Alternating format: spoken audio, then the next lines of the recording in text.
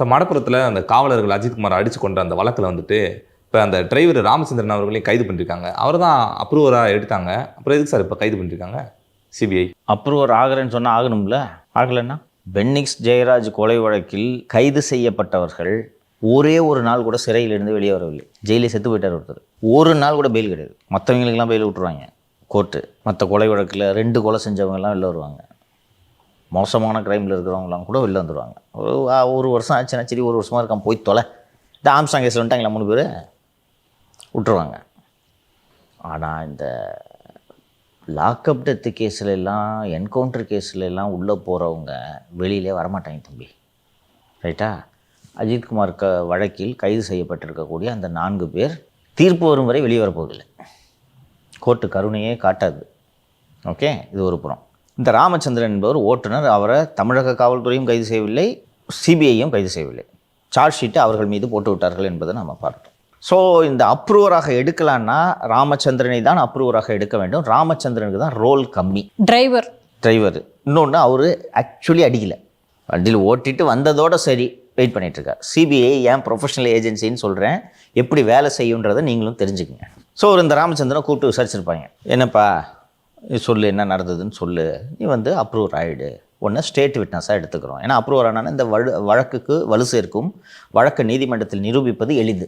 ஐ விட்னஸோட அக்கௌண்ட்டை defence over come பண்ணுறது கஷ்டம். ஓகேவா? ஏன்னா அவர் அந்த குற்றத்தில் பாட்டாக இருந்திருக்காரு. அதனால் அவரோட சாட்சியம் ரொம்ப முக்கியம். ட்ரை பண்ணியிருக்காங்க.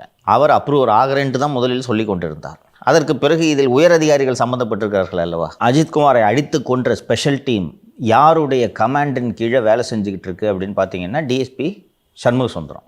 அப்போது அந்த டிஎஸ்பி சண்முக சுந்தரம் ஃபஸ்ட்டு இந்த சிபிஐ சண்முக சுந்தரத்திற்கு எதிரான ஆதாரங்களை சேர்த்து அவரை கைது செய்ய வேண்டும். அவரை அணுகிறதுக்கு வலுவான சாட்சியங்கள் வேண்டும். அப்போது யாராவது ஒருத்தர் டிஎஸ்பி சொல்லி தான் நாங்கள் வந்தோம் அப்படின்ட்டு சொல்லணும். இந்த வாக்குமூலத்தை அளிப்பதற்கு அந்த ஓட்டுநர் ராமச்சந்திரன் தயாராக இருந்திருந்தால் அவர் இப்போது கைது செய்யப்பட்டிருக்க மாட்டார். அவர் டிஎஸ்பியை காப்பாற்றணும்னு நினைக்கிறாரு. ஒரு கான்ஸ்டபிள் டிஎஸ்பியை காப்பாற்றுற அளவுக்கு போவாரா? டிஎஸ்பியை காப்பாற்றணும், அதுக்காக நான் வாழ்நாள் பூரா ஜெயிலில் இருந்தாலும் பரவாயில்லன்ட்டு ஒரு கான்ஸ்டபிள் நினைப்பாரா? ஏதோ நெருக்கடி இருக்காங்க சார். அதான் நெருக்கடி யார் கொடுத்துருப்பா? உயர் அதிகாரி ஒருவர். டிஎஸ்பிக்கு மேலே ஒரு உயர் அதிகாரியால் தான் இந்த அளவுக்கு நீ ஜெயிலுக்கு போகணும். ஜெயிலு உள்ள பார்த்துக்கிறேன். நம்ம ஜெயிலில் எங்கள் ஆளுகையின் கீழ் தான் இருக்குது. ஜெயில் உள்ள உனக்கு எந்த பிரச்சனையும் இருக்காது. தப்பு பண்ணிட்டார் அவர். ஜெயில் தான் என்ன பார்த்துக்கிட்டாலும். டெய்லி 3 வேளை உனக்கு பிரியாணியே போட்டாலும் ஜெயில் தான். 6 மணிக்கு அடைச்சிடுவாங்க. நான் தான் உனக்கு சிறப்பு சலுகை ஜெயிலில் கொடுத்தாலும் 6 மணிக்கு மேலே போய் வாக்கிங் போயிட்டு வாப்பான்லாம் அனுப்ப முடியாது. 6 மணிக்கு அடைச்சிடுவாங்க. ஃபோனை நம்ம கையிலேருந்து எடுத்துட்டாலே அது மிகப்பெரிய ஜெயில் சார். இன்னைக்கு வெளி உலகத்தில் என்ன நடக்குதுன்னே தெரியாது. இரவு உணவோடு 6 மணிக்கு உள்ளே போயிடணும். அது 1 வருஷம் இல்லை, எத்தனை வருஷம்னு தெரியாது.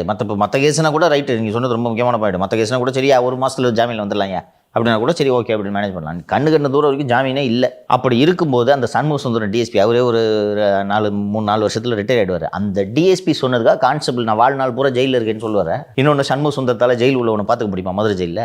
ஸோ இந்த கஷ்டங்களை உணர்ந்து கொஞ்சம் நாளைக்கு அப்புறம் மீண்டும் அப்ரூவர் ஆகிறேன் அப்படி சொல்ல வாய்ப்பு இருக்கா? அதுதான் இன்வெஸ்டிகேட்டிங் ஏஜென்சியோட சாமர்த்தியம்.